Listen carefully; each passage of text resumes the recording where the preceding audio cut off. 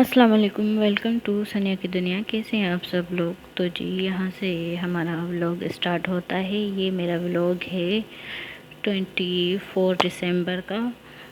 तो वो मैं आज अपलोड कर रही हूँ क्योंकि मैंने व्लॉग्स बना के रखे थे, मैं अपलोड नहीं कर पाई क्योंकि आपको पता है मेरी जो आंटी थी, मतलब मेरी स्टेप मदर, तो उनकी डेथ हो गई थी, इसलिए मैं अपलोड नहीं कर पाई।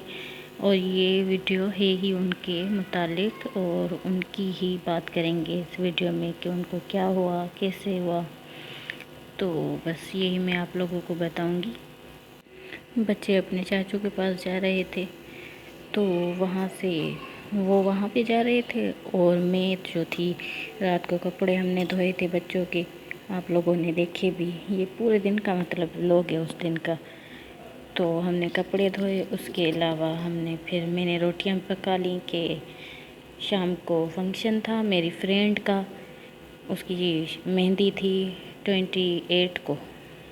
हाँ, 28 को उसका मतलब फंक्शन था। मैं उस दिन की आपको बात सुना रही हूँ जिस दिन आंटी का ये मतलब आंटी की डेथ हुई। तो फंक्शन था, वो भी तैयारियां करनी थी। शाम को तैयार हो रहे थे, मैं नेल पॉलिश लगा रही थी ये वो। और उस दिन 25 को पड़ोस में मतलब एक वाक़या हो गया था। पड़ोस में भी एक छोटी बच्ची का मतलब एक छोटी बच्ची की डेथ हो गई थी। तो हुरैन उसका नाम था शायद, हाँ शायद हुरैन ही था। तो हमारे पड़ोस में ही रहते हैं।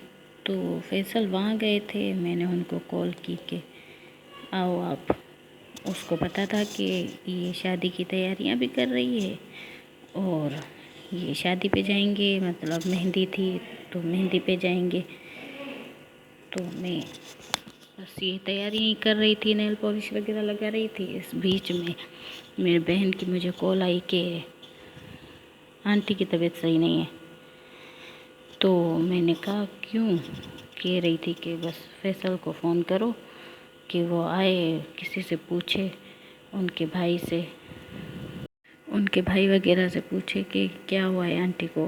तबीयत वैसे तो कभी कभी आंटी की होती थी ख़राब, लेकिन वह फिर से वो ठीक हो जाती थी। और ये 24 का था व्लॉग। तो हम मिलकर आए थे, वो बिल्कुल ठीक थी, कुछ भी नहीं था। ये अब्बू की 25 को बर्थडे होती है तो हम आंटी के साथ ही करते हैं। तो इस बार आंटी को 1-2 दिन मतलब 2-3 दिन हो गए थे वहाँ गए हुए अपने मेके में। वो कह रही थी मैं जाऊँ, तो वो गई थी वहाँ पे। तो हमें तो ऐसा कुछ भी ऐसा जहन में नहीं था, हम गए, हमें बहुत मज़ा भी आया आंटी के साथ हंस खेल कर। और अच्छे से बर्थडे वगैरह हम करके आए थे। और उस दिन हम सब घर वाले गए थे, वरना एक तो कोई नहीं चलता है या क्या, इसलिए कि किसी को चलना नहीं होता है या किसी के बच्चे होते हैं रो रहे होते हैं या सो रहे होते हैं, इसलिए। पर उस दिन हम सब गए थे, अब्बू, भाई वाले, भाभियाँ और बहनें, सब हम चारों बहनें। बड़ी बहन कराची वाली भी उस दिन आ गई थी, उस दिन या उसके अगले दिन आ गई थी। तो वो हम सब गए थे, हमारे बच्चे सब। तो हम वहाँ गए, तो हमने बर्थडे सेलिब्रेट की। बहुत मज़ा आया, बहुत सुकून और मतलब अच्छा लग रहा था, पूरी फैमिली एक साथ थी। और आंटी भी बिल्कुल ठीक थी। चल उठ के और अब्बू के साथ केक कटवाया। मतलब हर चीज़, कुछ भी ऐसा नहीं था कि हमें पता चलता, हमें ये महसूस होता कि मतलब वो जाने वाली हैं। तो जाने वाली हैं तो हम ना आते घर, हम वहीं होते। पर ऐसा कुछ था ही नहीं। हम भी खुशी खुशी मतलब बर्थडे करके फिर वापस आ गए। फिर भी कुछ नहीं था, 1-2 दिन गुजरे। मेरी फ्रेंड की मेहंदी का दिन आ गया, हम तैयारी कर रहे थे। 28 को मेरी सिस्टर कह रही हूँ, सॉरी, मेरी फ्रेंड की मेहंदी थी, हम वहाँ जा रहे थे। तो इस बीच में मैंने बताया कि मेरी बहन की कॉल आई और ये वो। तो फैसल को मैंने बुलाया। फैसल वहाँ थे जहाँ मैंने आपको बताया कि डेथ हो गई थी छोटी बच्ची बेचारी की। तो फैसल भी जल्दी से आ गया। जैसे ही फैसल आया तो मुझे मैसेज आ गया कि आंटी चली गई हैं, अब इस दुनिया में नहीं है वो। मेरी बहन का मैसेज आया। तो मैं तो बहुत ज़ोर से रो रही थी, चीख रही थी, क्योंकि हमें तो ऐसा जहन में भी नहीं था कि वो ऐसे हमें अचानक से छोड़ के चली जाएंगी। और बहुत प्यार करती थी हमसे। हम उनके साथ ऐसे थे जैसे उनके अपने बच्चे होते ना। शायद वो भी ऐसे ना होते। इतना उसका ख्याल रखना, उससे प्यार करना, उसे दिल की हर बात कहना, कुछ भी हो वो हमें बताती थी, हम उनको बताते थे। बस जो अच्छे लोग होते हैं ना वो अल्लाह को भी बहुत पसंद होते हैं, इसलिए वो जल्दी चले जाते हैं। तो इसलिए ज़िंदगी का कोई पता नहीं है, कब कौन किस तरह और कब चला जाए, अगले पल का भी कुछ पता नहीं है। तो जब हमारी माँ चली गई, हमारी असल माँ 10 साल पहले, तो वो तो हमारी माँ थी, हमने पैदा किया था सब कुछ उनके साथ, तो हमारी बड़ी यादें थी। लेकिन ये जो हमारी माँ थी ये भी उस माँ से कम नहीं थी, उतना ही ख्याल करना सब कुछ। मैं अभी भी, हम कोई वीडियो देखते हैं तो हमें लगता है कि वाकई आंटी नहीं है, पर वैसे हमें यकीन ही नहीं आता कि आंटी इस दुनिया में नहीं है, हमारे साथ नहीं है, हम कभी उससे मिल नहीं पाएंगे, कुछ भी नहीं। यहाँ पे भी आप देख रहे होंगे कि हम सब रिलैक्स थे, कोई बात नहीं थी, कुछ भी नहीं था। ना ही आंटी ने ऐसा कहा था कि मेरी तबीयत ख़राब है, मुझे कुछ है, मेरी तबीयत सही नहीं है, या कुछ भी नहीं। वो बस उस दिन ही, अगले दिन आंटी को वैसे कैंसर था, ब्रेस्ट कैंसर था, तो 2-3 सालों से तो ट्रीटमेंट चल रहा था।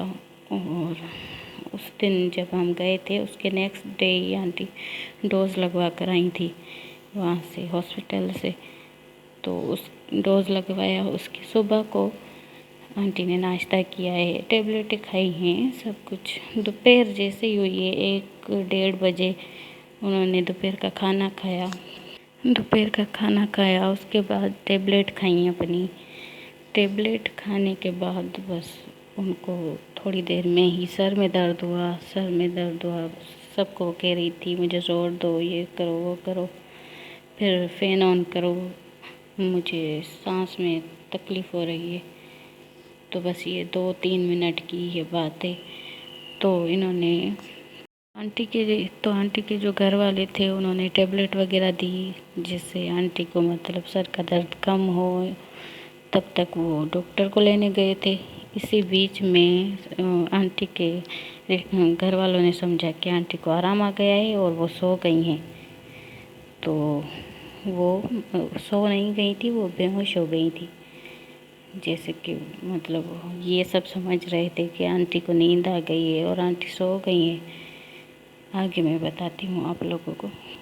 तो वो सो नहीं गई थी, वो बेहोश हो गई थी।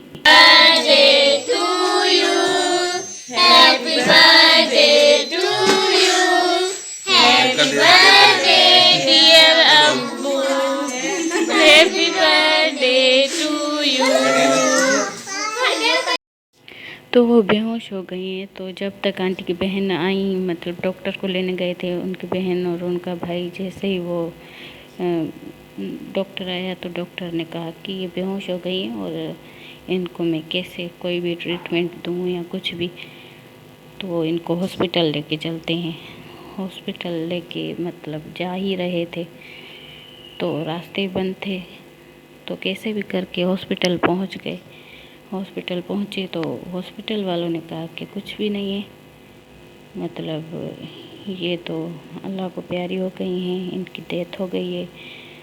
तो आप कह रहे हैं बेहोश है, पर ये बेहोश नहीं है।